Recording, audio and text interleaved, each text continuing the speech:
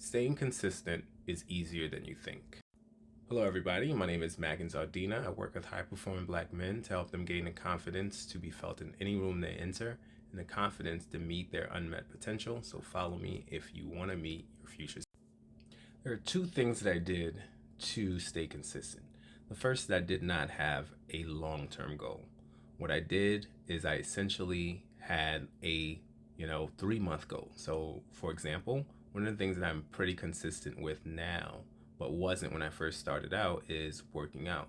And the first thing that I did was I said, you know what, I'm going to work out for the summer, right? And so that also brings on the second piece of what was important in my consistency, and that is that I associated it with something that I wanted. So the thing that I wanted was to look good. I wanted to have that summer body.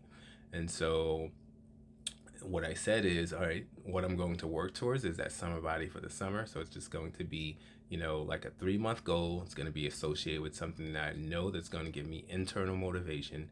And I'm just going to show up just for that short amount of time.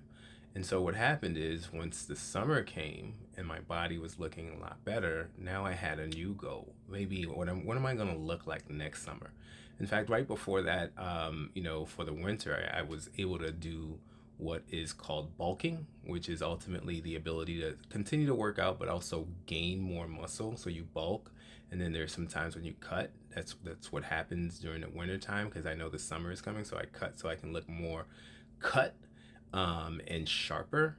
And so that kind of created little, short spans of things that I could associate with the thing that I wanted. So short time period with something that I really wanted allowed me to stay consistent until the point where this became my identity and I didn't have to worry about having to stay consistent because this is what I do.